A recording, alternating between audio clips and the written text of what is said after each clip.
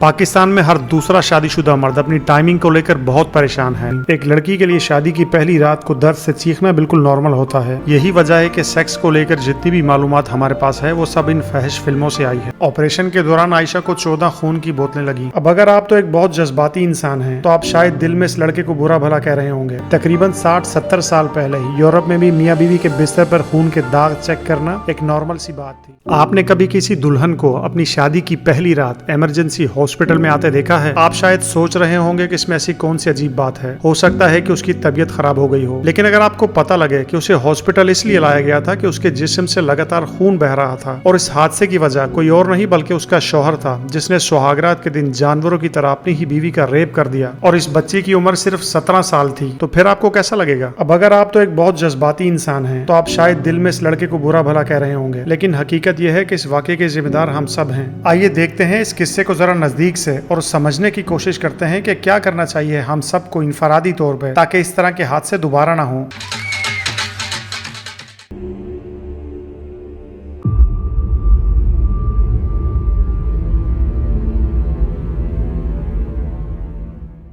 चार अफराद जिनका ताल्लुक शेखुपुरे से है, सुबह फजर के वक्त हॉस्पिटल में एंटर होते हैं। 2 बड़ी उम्र की औरतें, एक 17 साल दुल्हन और उसका शौहर। मैं इस पूरी वीडियो में इन दोनों मियाँ बीवी के लिए 2 फर्जी नामों का इस्तेमाल करूंगा, आयशा और असलम। आयशा इस कदर तकलीफ में है कि उसे चलने के लिए इन दोनों औरतों का सहारा चाहिए। नर्स के पूछने पर ये औरतें बताती हैं कि तकरीबन रात 12 बजे सुहागरात के दौरान आयशा के जिस्म से खून निकलना शुरू हुआ। असलम समझा शायद ये सब नॉर्मल है, लेकिन जब उसने देखा कि खून रुकने का नाम ही नहीं ले रहा था, तो वो उसे अपने शहर के किसी हॉस्पिटल में ले गया। वहाँ इन्हें एक टिपिकल सा जवाब दिया जाता है जो कि पंजाब के छोटे शहरों में बहुत आम है, इसे लाहौर ले जाइए, यानी कि मरीज को किसी बड़े शहर के अच्छे हॉस्पिटल में ले जाएं। एक इंसानी जिस्म में तकरीबन 6 लीटर खून होता है और 3 लीटर से ज्यादा खून अगर जाया हो जाए तो उसकी मौत वाकया हो सकती है। जिस डॉक्टर ने आयशा को चेक किया वो बताती है कि उसकी टांगों के दरमियान रुई का एक पूरा बंडल रखा हुआ था, जो कि पूरी तरह खून से भीग चुका था। रुई के अलावा खून रोकने के लिए उसके जिस्म में कपड़ा डला हुआ था। जैसे ही डॉक्टर ने वो कपड़ा बाहर निकाला, खून आयशा के जिस्म से पानी की तरह बहना शुरू हो गया। डॉक्टर के पूछने पर असलम ने बताया कि उसको दोस्तों ने एक गोली खाने के लिए दी थी सुहागरात से पहले। उसे ये भी कहा था कि अगर लड़की दर्द से चीखने लगे तो रुकने की कोई जरूरत नहीं। एक लड़की के लिए शादी की पहली रात को दर्द से चीखना बिल्कुल नॉर्मल होता है। असलम ने यह भी बताया कि उनके खानदान में शादी के दूसरे दिन मियाँ बीवी का बिस्तर चेक किया जाता है। अगर उस पर खून के दाग हैं तो ठीक है, अगर दाग नहीं है तो लड़की के किरदार पर शक किया जाएगा। अब ऐसा मत समझ लीजिएगा कि मियाँ बीवी का बिस्तर चेक करना शायद सिर्फ शेखुपुरे के किसी छोटे से गाँव की रिवायत है। तकरीबन 60-70 साल पहले ही यूरोप में भी मियाँ बीवी के बिस्तर पर खून के दाग चेक करना एक नॉर्मल सी बात थी। ये घटिया हरकत इसलिए की जाती थी ताकि पता लग सके कि लड़की पाकीज़ा है या नहीं। ऑपरेशन के दौरान जो 2 औरतें आयशा के साथ आई थी, उन्होंने डॉक्टर से 2 बार ये बात पूछी कि क्या वो दोपहर तक घर वापस जा सकेंगे,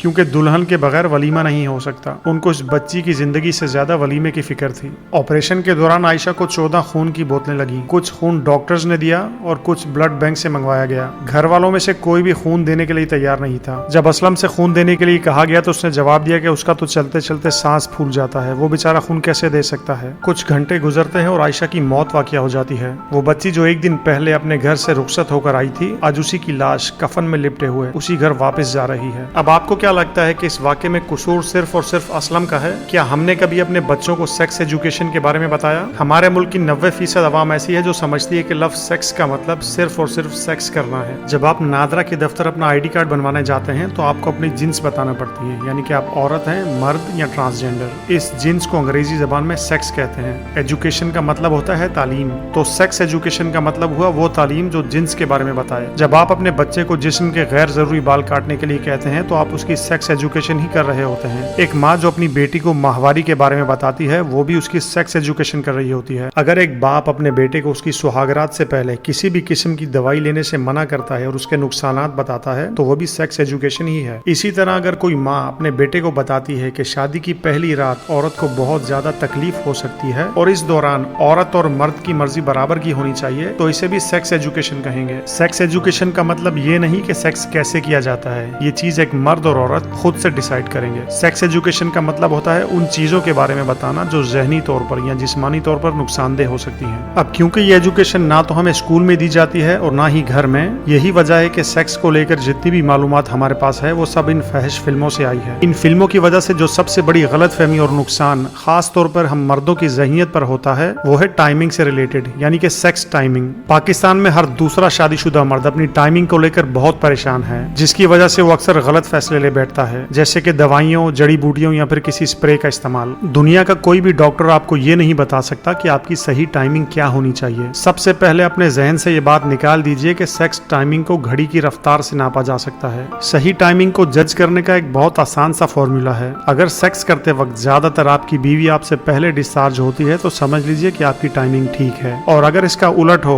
यानी कि ज्यादातर आप पहले डिस्चार्ज हो जाएं, तो समझ लीजिए कि आपकी टाइमिंग खराब चल रही है। टाइमिंग अच्छी करने के लिए सबसे पहले तो आपको अपने लाइफ स्टाइल को चेंज करना होगा। अच्छा खाना, नींद पूरी करना और पॉजिटिव और खुश रहने की कोशिश करना। इसके बाद भी अगर आप अपनी टाइमिंग को लेकर खुश नहीं हैं, तो किसी अच्छे डॉक्टर के पास जाइए। ये दोस्तों के कहने पर दवाइयों का इस्तेमाल करना आपको जहनी और जिस्मानी तौर पर बहुत नुकसान पहुंचा सकता है। आयशा की कहानी से मिलते जुलते वाकयात हमारे मुल्क में बहुत आम हैं। अक्सर दुल्हनें अपनी शादी की पहली रात को हॉस्पिटल में लाई जाती हैं। इंसानी फितरत है कि वो किसी भी वाकये को आहिस्ता आहिस्ता भुला देता है। सिर्फ एक लम्हे के लिए अपनी आंखें बंद कीजिए और सोचिए, आपकी बेटी या बहन जो सिर्फ 24 घंटे पहले अपने घर से रुखसत होकर गई थी, आज आपकी आंखों के सामने उसकी लाश पड़ी है। शायद आयशा के वाकये को भुला देना हम सब के लिए बहुत आसान हो, लेकिन अपनी बेटी या बहन को भुला देना इतना आसान नहीं होगा। अपने बच्चों को सेक्स एजुकेशन के बारे में बताइए, इससे पहले कि बहुत देर हो जाए। ताहिरा काज़मी जो कि एक गायनाकोलॉजिस्ट हैं, वो उन डॉक्टर्स में से एक हैं जो आयशा के साथ हॉस्पिटल में मौजूद थी। उनकी वेबसाइट भरी पड़ी है ऐसे वाकयात से जो कि उनकी आंखों देखे हैं। उनकी वेबसाइट का लिंक आपको इस वीडियो के डिस्क्रिप्शन में मिल जाएगा। सेक्स एजुकेशन के बारे में डॉक्टर मुबीन अख्तर ने एक बहुत अच्छी किताब लिखी है, जिसका उन्वान है नौजवानों के खुसूसी मसाइल शादी से पहले और शादी के बाद। ये किताब आप गूगल से फ्री में डाउनलोड कर सकते हैं। इसके अलावा इन्हीं के बेटे डॉक्टर सैयद अब्दुल रहमान की एक जुनेद अकरम के साथ पॉडकास्ट है सेक्स एजुकेशन से रिलेटेड, उसे भी जरूर देखिएगा। इन सब का लिंक आपको वीडियो के डिस्क्रिप्शन में मिल जाएगा।